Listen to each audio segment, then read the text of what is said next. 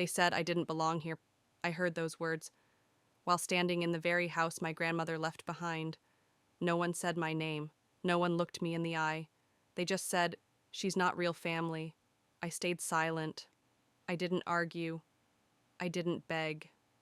I just looked at each one of them, like they'd never truly seen me at all. But 1 week later, right here, in this very house during a so-called inheritance meeting, I showed up late, dressed simply, and I brought only one thing, the title transfer document, signed by my grandmother and notarized. The sole beneficiary was me, Natalie Rivera, the one they said didn't belong here. They never let me forget it, that I was the different one, that I wasn't really part of the family, that no matter how long I lived under their roof, how many holidays I spent with them, how many hours I sat by my grandmother's hospital bed, I would always be the girl they took in. Not out of love, but out of guilt. My name is Natalie Rivera. I grew up in Albuquerque, New Mexico, in a brown stucco house on Edith Boulevard. It smelled like sage and old books. It sounded like wind chimes and the creak of my grandmother's rocking chair. But to them, that house was never mine. I wasn't blood. They reminded me of that every single day, sometimes in whispers, sometimes in silence, and sometimes when they thought I wasn't listening, they said it out loud. She's not one of us. I remember that one the most. It was Thanksgiving. I was 11. I'd spent the whole morning helping my grandmother prepare her famous green chili stuffing. She let me slice the bread, measure the spices. She even called me her little chef. But at dinner, when the rest of the family sat at the big table, I was sent to the corner, a folding chair, a plate without silver trim. I watched them laugh. I watched them eat. And I heard my aunt whisper to her daughter, "Don't get too close to her. She's not really family." That night, I cried into my pillow. I didn't say a word to Grandma. I didn't want to make her sad, because she was the only one who ever made me feel like I belonged. She was my anchor.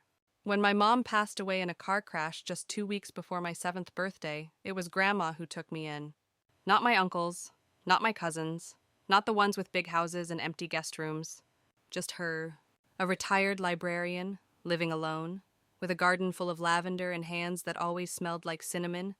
She tucked me in every night, taught me how to braid my hair, brought lunch to school when I forgot mine.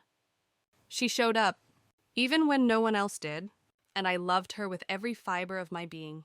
But loving her didn't protect me from them. They saw me as an outsider, an obligation, a shadow that clung too tightly. And the older I got, the more obvious it became. At birthday parties, I wasn't in the family photos. At weddings, I wasn't listed on the guest list. When Grandma got sick, I was the one at the hospital sleeping in the chair, spoon-feeding her soup, brushing her hair. But when the family came to visit, they brought flowers and posed for pictures. They didn't stay long. They never did. Still, I kept my head down. I stayed quiet, because I thought, maybe if I worked hard enough, maybe if I proved myself worthy enough, they'd let me in, let me be part of them. But I was wrong. Dead wrong. When Grandma passed, I held her hand. I felt her last breath. And I whispered, "I'll take care of your home, I promise." She squeezed my fingers just slightly. That was our moment. The next day, they arrived in suits and fake tears. They stood around her bed like mourners. But I could see it in their eyes. They were already thinking about the house, about what it was worth, about who'd get what. They didn't wait a week? They didn't wait a day. The morning after the funeral, I came home to find my things boxed up. My books, my clothes, even the old photograph of me and Grandma at the balloon fiesta, sitting in the hallway. The locks had been changed, and Marissa, my cousin, was standing on the porch like a queen. She looked me up and down and said, "The family has decided. You can't stay here. This house belongs to someone who actually belongs." I stared at her. I didn't cry. I didn't beg. I just nodded, and I walked away. No one followed me. No one asked where I would go. I spent that night on a friend's couch, my backpack clutched to my chest, and when the sun rose, I made a decision. I would not fight them with words. I would not scream or throw things or demand to be seen. I would make them see me through action, through patience, through one signature, because what they didn't know was that Grandma and I had a plan, and that plan was already in motion. They say grief reveals the truth. But I learned, so does silence. After they locked me out of Grandma's house, I didn't yell. I didn't call the police. I didn't call the local news. Though God knows a headline like "Girl Thrown Out of Home She Cared For" would have drawn attention. I just walked 1 mile, then 2, until my feet hurt and my hands were numb. It wasn't just the betrayal that stung. It was how easily they did it. Like it was routine, like I'd never mattered at all. Like I was just a ghost in a home that had loved me. I stayed with my best friend, Tasha, in her tiny 1-bedroom apartment downtown. She gave me her bed, took the couch. She didn't ask questions, just poured me chamomile tea and said, "When you're ready, tell me everything." But I wasn't ready, not yet. What I did instead was pull out the folder, the one Grandma and I had put together 2 years earlier, the one labeled "just in case."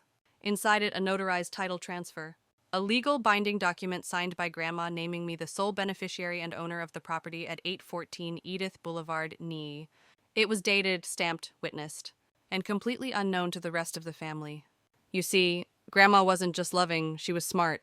She knew her children, knew how quick they were to smile in public and scheme in private.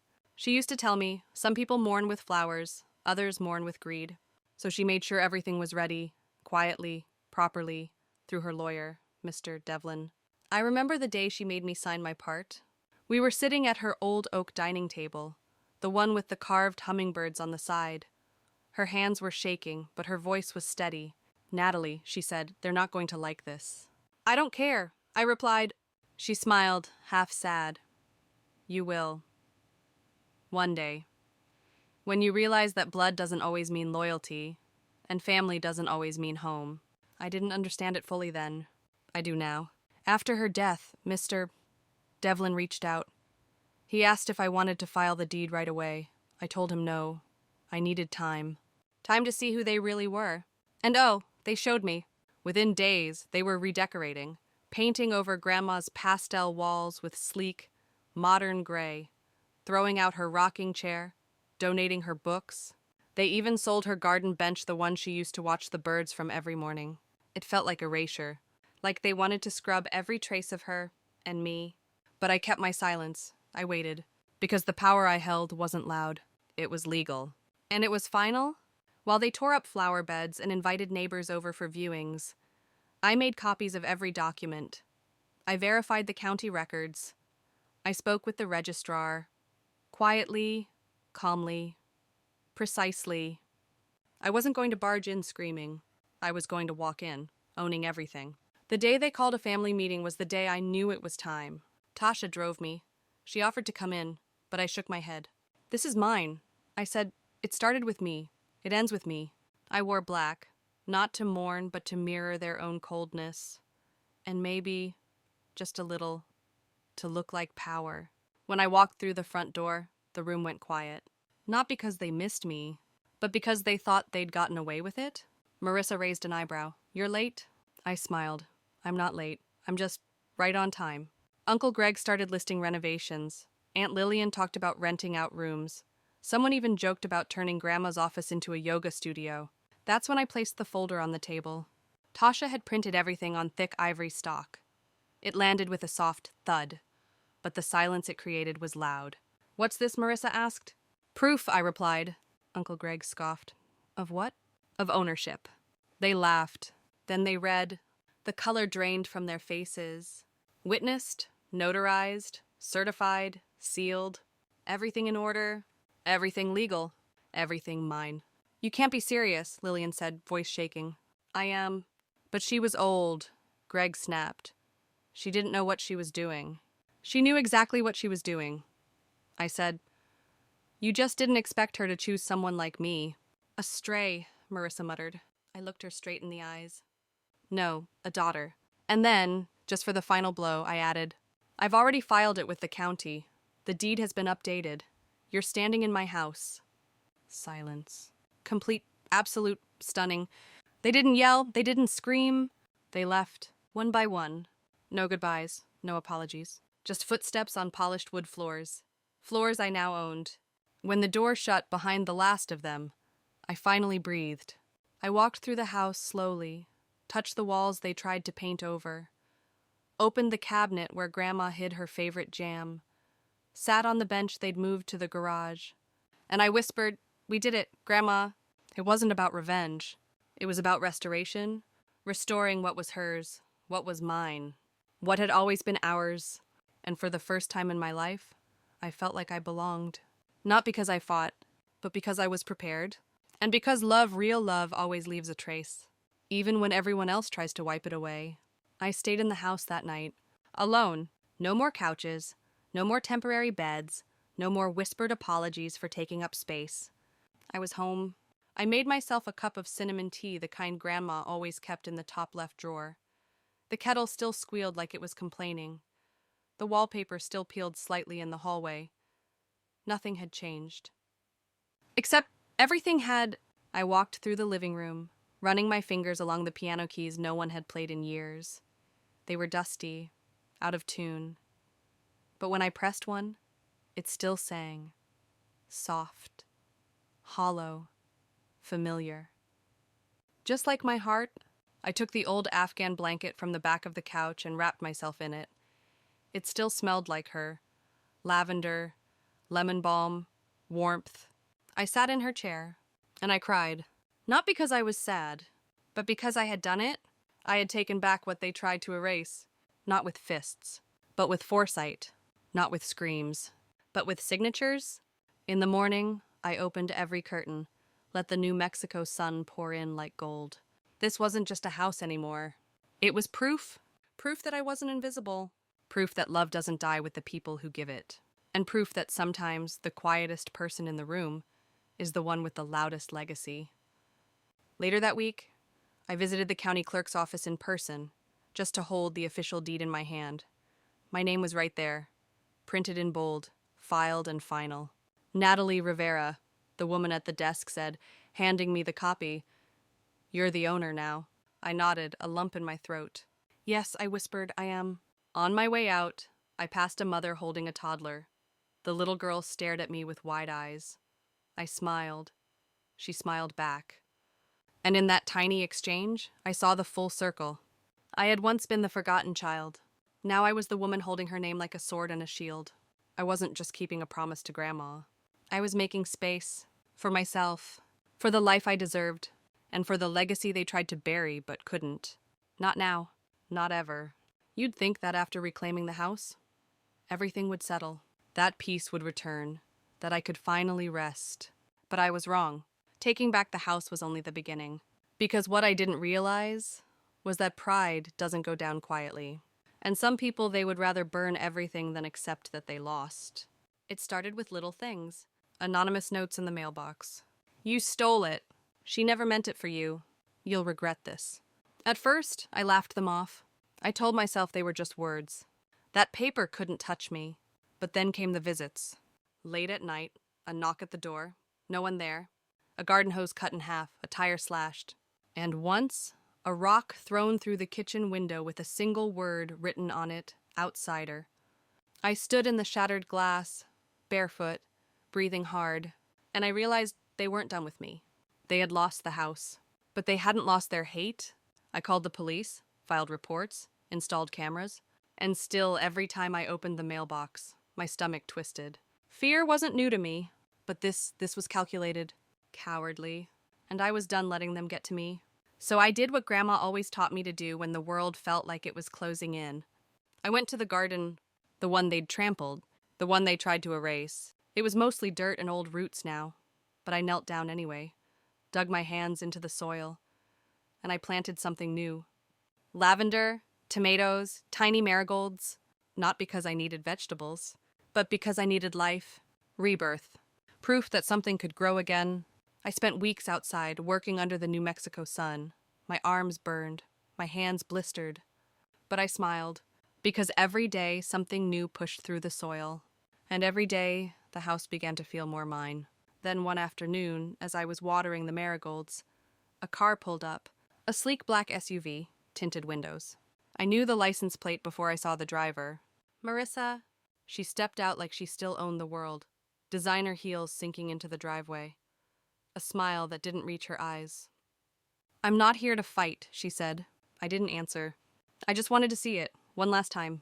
I turned the hose off, crossed my arms. You saw enough when you threw my things in the hallway. Her face twitched. I was angry. We all were.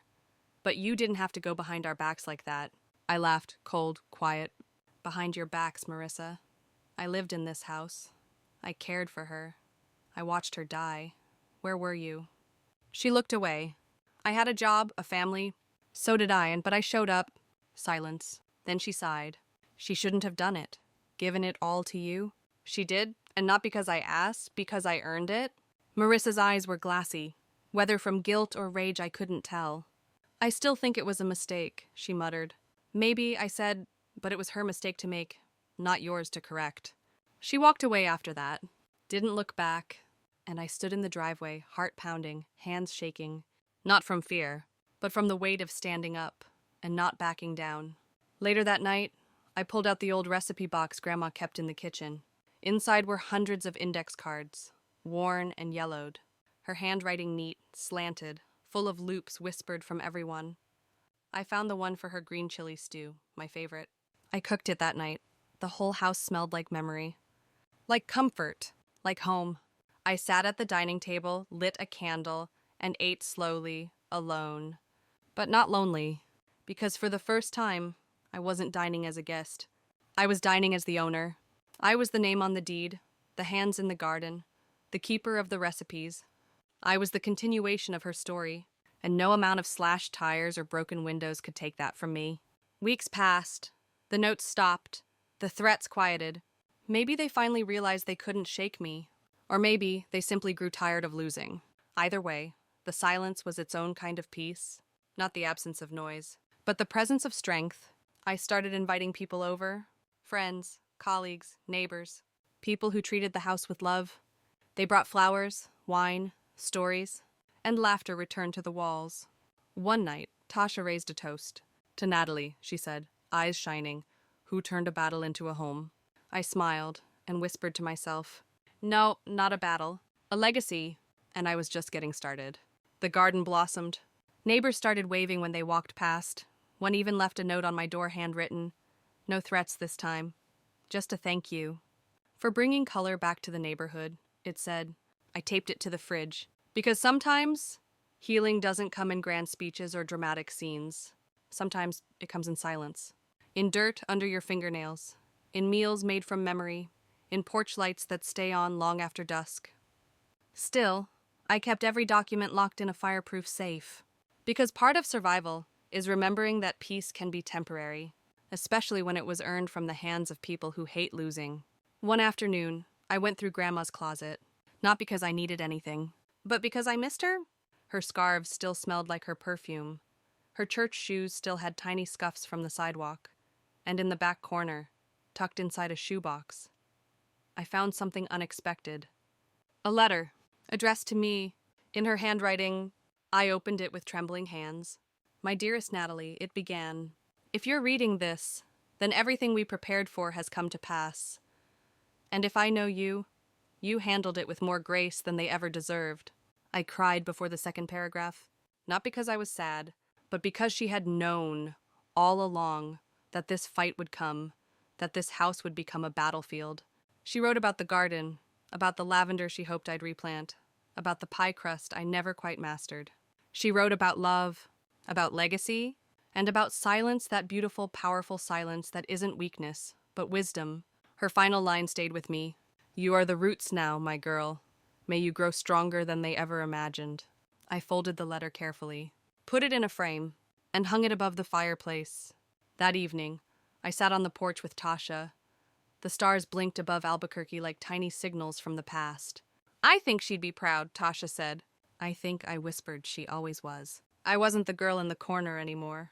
I wasn't the outsider. I was Natalie Rivera, daughter, keeper, owner, and the house on Edith Boulevard.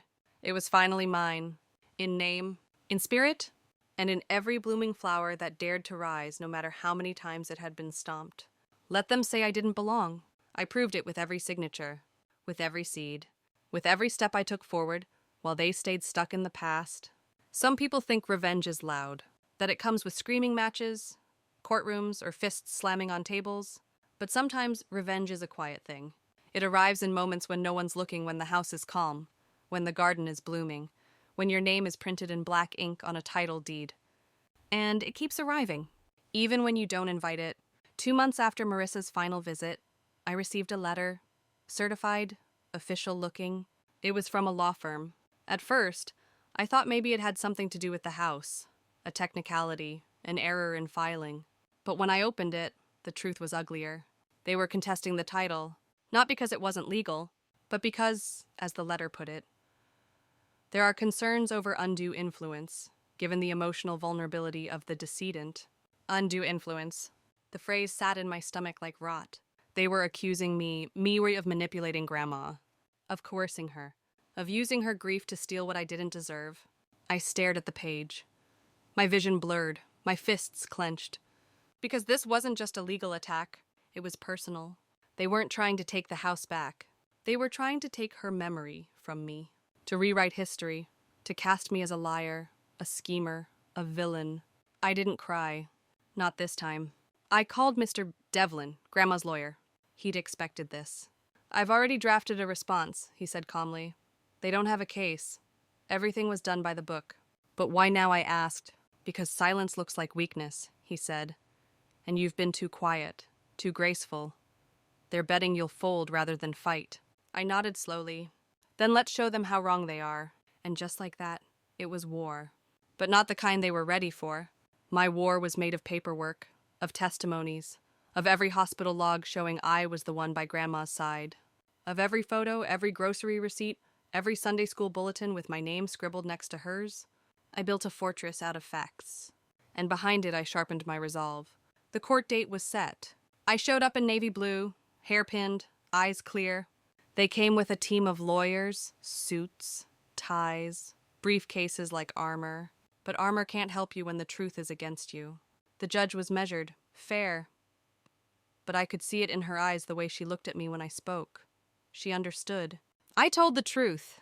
Every part of it. How Grandma had raised me. How she'd called me her daughter in every way that mattered. How we had planned together every legal step. I even brought the letter. The one she wrote me. I didn't read it aloud. I just let the judge see her handwriting, her signature, her heart. Their lawyers squirmed. They had nothing. No proof, no contradictions, just bitterness and bruised ego. The judge dismissed the challenge in under 10 minutes. Title remains valid and uncontested, she said. This court sees no evidence of wrongdoing. I sat still, numb, because sometimes winning doesn't feel like celebration. It feels like survival. After the ruling, Marissa tried to catch me in the hallway. You didn't have to humiliate us, she snapped. I turned to her, calm, steady. I didn't humiliate you. You did that yourself. You'll always be an outsider, she hissed. I smiled. Maybe, but I'm an outsider with a deed, and a legacy, and peace you'll never have. She stormed off, and I walked out of the courthouse into the Albuquerque sun, freer than I'd ever felt. That night, I invited a few friends over. We lit candles in the backyard. Tasha made sangria. I grilled corn. Someone brought a guitar. It wasn't a party. It was something quieter, deeper, a reclaiming. Halfway through the night, I went inside to get more napkins. When I returned, the music had stopped. Everyone was staring at something. At someone standing at the gate. Uncle Greg? Gray-haired, hollow-eyed, holding his hat and shaking hands. I walked up to him slowly. Can I help you? I asked. He nodded toward the house. I haven't seen it in a while. I crossed my arms. You didn't come to the funeral. I know. You signed that affidavit accusing me of manipulation. He looked away. I know. Then why are you here? He swallowed hard. I drove by and saw the garden, the porch light, and I guess I just wanted to say she'd be proud of you. The words hit like thunder. I didn't cry, but something inside me cracked, not out of forgiveness. Out of recognition? He wasn't asking for redemption. He was offering acknowledgement. I'm not here to come back, he said. I just wanted you to know. I was wrong. I nodded. Thank you. And just like that, he turned and left. No big speech, no apology for the past. Just truth. And that was enough. I went back inside, refilled the sangria, picked up the guitar, and I played something soft, something Grandma might have hummed while folding laundry. Because the story wasn't about pain anymore. It was about power and peace. The kind you build, the kind no one can take. Not through court filings, not through threats, not through blood ties. I was Natalie Rivera, daughter of strength, owner of silence, and survivor of a war they never thought I could win. The next morning, I walked the property line. Not because I needed to, but because I could, because every square inch of this land had once been questioned, and now was undeniably, irrevocably mine. I ran my fingers along the fence posts, pausing at the tree Grandma planted the year I moved in. It was taller now, roots deeper, like me. Later, I walked into town, picked up new curtains, a ceramic bird bath for the garden, fresh paint samples for the front door.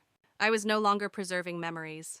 I was building a future, and for the first time in years, I let myself dream. Not just of peace, but of joy, laughter, maybe even family. Not the kind I was born into. The kind I'd choose. The kind who stayed. The following week, I applied for a local preservation grant. I wrote about the house's history, about Grandma's work with the library, about the way this home held not just memories, but meaning. The application asked for a title. I wrote Inheritance of Grace. Weeks later, I received a call the grant was approved. Enough to repair the roof, restore the porch, and create a small community reading nook in the garden. I cried then, not because I needed the money, but because the world was finally recognizing the home I had fought so hard to protect. I hosted the first open reading on a Saturday afternoon. Children sprawled across picnic blankets. Parents sipped iced tea. An old man read poetry while marigolds swayed in the breeze. As the sun dipped low, someone asked me, "How did you end up with this house?" I paused, smiled, and simply said I stayed. Because sometimes survival isn't about pushing forward. It's about standing still. About holding the line when everyone else tells you to move. I stayed through the silence, through the fight, through the storm of doubt and the fire of shame. I stayed, and because of that, this house stands, too, a monument to a woman who believed in me, and to the girl who finally believed in herself. This is not the story they tried to write for me. This is mine. Line by line, root by root, and I will keep writing it. With every sunrise over Edith Boulevard, with every flower in bloom, with every breath I take under my own roof. My name is Natalie Rivera, and I belong. Legacy doesn't end with victory. It begins with what you do after. After the war is won, after the house is silent again, after the fear is gone, but the echoes remain. I woke up that morning with a strange stillness in my chest, not emptiness, not sadness, just space. Space for something new.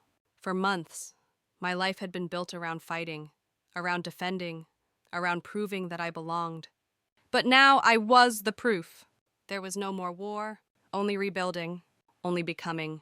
I opened the windows, let the breeze fill the rooms. The curtains danced like memories. I could almost hear Grandma humming in the kitchen, her wooden spoon tapping rhythm on the pot. The quiet didn't hurt anymore. It healed. That day, I took a walk down Edith Boulevard. The sun was soft, the sky impossibly blue. The neighborhood kids waved. One even shouted, "Hi, Miss Natalie." I smiled. That name used to feel foreign on their lips. Now it was mine. When I reached the end of the block, I paused. There was a for sale sign in front of the old corner bookstore.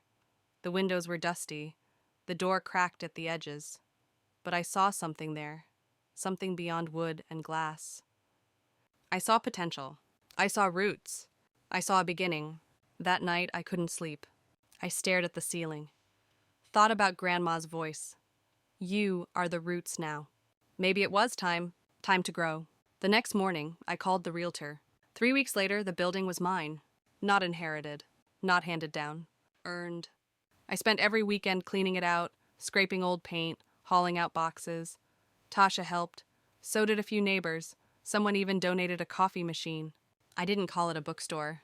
I called it the second page, because that's what this chapter was. A second page. A fresh start. A space for people like me. People who had been told they didn't belong. Who had been erased, silenced, underestimated. I filled the shelves with stories of survival. Stories of women who built something from nothing. Of voices that refused to be buried. I hosted open mics, community reads, free legal workshops on property rights, and every Saturday at noon, I read a letter from Grandma. I had found more of them hidden in pockets of the house.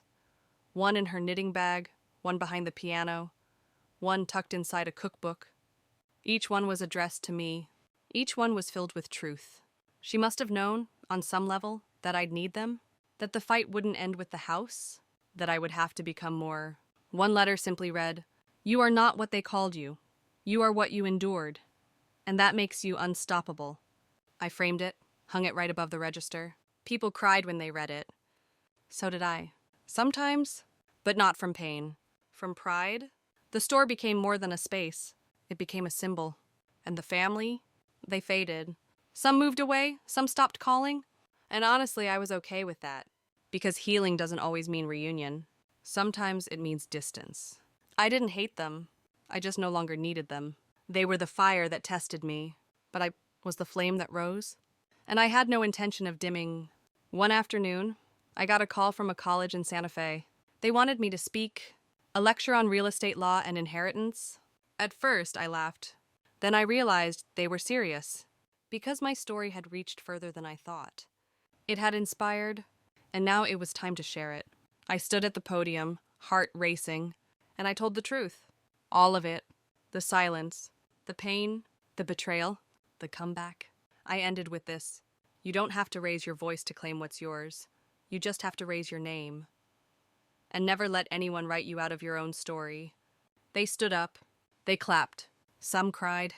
And as I walked off stage, someone stopped me. A girl, no older than 20. She said, "Thank you. My grandmother left me her house. My uncle's trying to take it. But after today, I'm not scared." I hugged her, told her to fight smart, told her to start with the paperwork, and to never ever let them make her feel small. Because small girls with big truth, they shake empires. And I had no doubt she would. That night, I sat on my porch. The house was quiet again. The marigolds glowed in the moonlight, and in the stillness, I felt Grandma. Not in ghostly whispers, but in the strength of my own spine. I had become the thing they tried to erase, the thing they never saw coming, the owner, the survivor, the writer of my own legacy.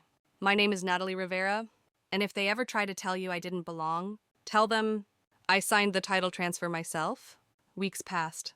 The shop grew busier. More faces, more stories. People began leaving notes on the bulletin board at the entrance, thank yous, book recommendations, and sometimes just 2 words. I'm healing. I started keeping a journal behind the counter. Not for business, for the moments. Like when a mother told me her daughter had read her first full chapter book in our reading nook. Or when a woman in her 70s whispered, "I wish I'd had this place when I was younger."